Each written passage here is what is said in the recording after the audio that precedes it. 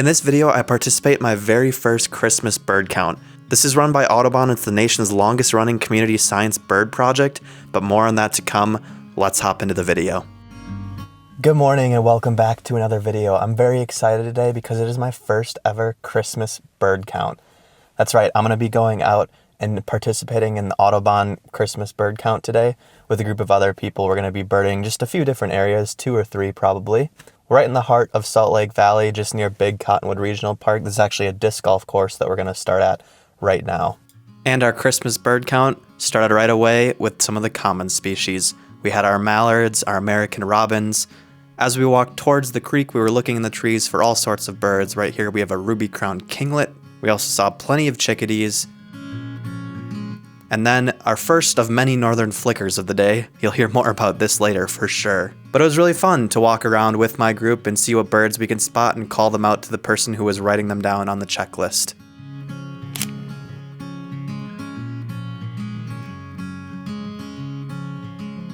Unfortunately, we didn't pick up any herons in the river and no woodpeckers in the trees like they had seen in previous years at this location.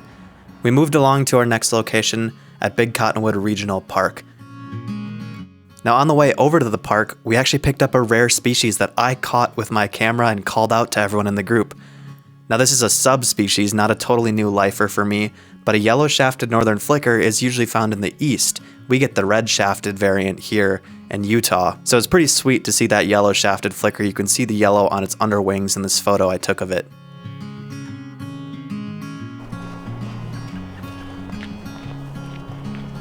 So while you look at some of the species I saw, just a little bit of information about the bird count.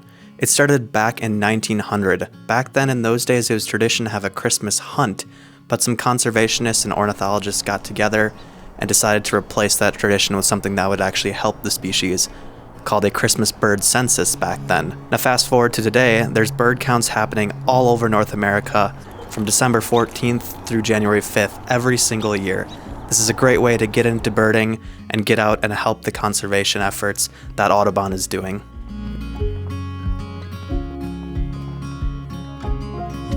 So far the Christmas bird count has been going very well. My first ever Christmas bird count. I actually learned from my group that this is the 125th annual Christmas bird count, which is super cool to be a part of this really awesome tradition. We haven't seen anything too crazy out here. A lot of the common species that we've been checking out 2 different parks in the Salt Lake region. We did see a yellow-shafted northern flicker though, which would be really rare. At least I'm 95% sure that's what it was. Had yellow underwings. Those don't usually make their way to our state, so that was sweet. We are about to hit our very last stop of the day, Mick Riley Golf Course, checking the ponds and finding some geese. So let's get to it and wrap up the Christmas bird count.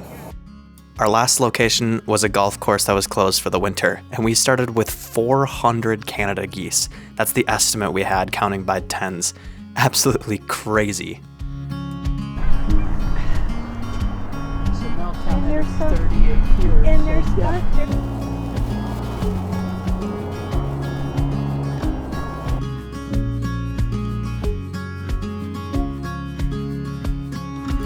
My favorite species we saw in this hot spot were the cedar waxwings for sure, getting absolutely blown all over by the wind.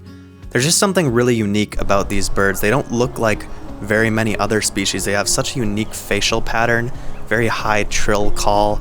It was just really fun to watch them. If you did a Christmas bird count as well though, I'd love to hear what your favorite bird you saw was. Leave that down in the comments below.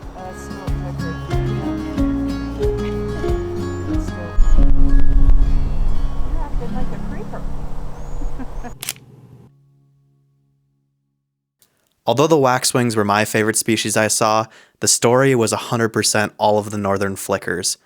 There was 25 of them that we counted just in this hot spot, which is an insanely high amount of flickers. They're not necessarily a rare species, but you usually don't see more than 2 or 3 in a single spot. So to have this many in one area was certainly unusual. There was a ton just drilling into the ground, and we saw plenty in the trees as well. But to wrap up the day, we had an extra special treat.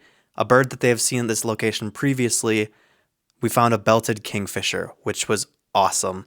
It's always a treat to see these birds. It stood pretty still amongst all these reeds, but regardless, I was very happy to see it at the end of the day, and that made a great end to our adventure. Hey everyone, it's the next day after my Christmas bird count, and I just want to wrap up the video by sharing some thoughts on the overall experience and just sharing some extra information for you too. So firstly, it was a great first Christmas bird count for me. Super cool. I had a very fun group. We talked about some of our previous birding experiences and just helped each other ID the birds out in the field. It was really nice to make some new connections. One of the people in my group was actually the president of the Great Salt Lake Audubon Society, so that was very cool. And the person leading our section's bird walk has been doing that for about 8 years now. So she was very well versed in what birds we should expect in the area versus what potential rarities we could come across. So based on that alone, if you're a brand new birder, this is an awesome way to get into the community, to make connections, get some advice from some new people and maybe some more seasoned birders. Just an awesome opportunity for you to try out the hobby. Myself as a YouTuber, maybe not the best environment to film, just because I didn't want to disrupt the group's experience during the bird count. I did ask them if they were fine with me taking a couple videos and vlogging and stuff, and they were good with it, but I still always feel just a little awkward filming other people and putting them onto the internet, as I want to be respectful of everyone around me when I'm birding. But still, can't take away much from that experience. We had a very great day. That kingfisher was awesome. Saw 18 northern flicker, I believe, at our last hotspot, which was just unreal. They were everywhere.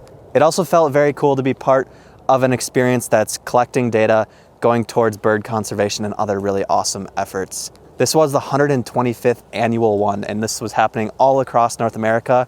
So even though I was just a small part in a small section of Salt Lake, it's part of a grander scheme of a huge, huge project that Audubon does. If you want to read more about the Christmas bird count, I'll put a link in the description to Audubon's website. They will have all the up-to-date facts and figures about this day. If you missed the Christmas bird count, don't worry. Obviously, they happen every single year, so in a year, you'll hopefully get to participate. If you're keeping in touch with Audubon's newsletters around your area, they will definitely be sending out information about future Christmas bird counts. Now, even sooner, a lot of places will be putting out and doing some January 1st bird counts or some very early January bird counts just to kick off 2025 with a bang. And then in February, the backyard bird count is going to happen. So I'll put a link to that event down in the description. You can do it for the comfort of your own home, submit some data, and be a part of the backyard bird count. I definitely will be participating in that event. You'll probably see a video from me on doing my own backyard bird count, and you should totally participate too. But that's all for me. Thank you as always for watching. I'll see you in the next one, and happy birding.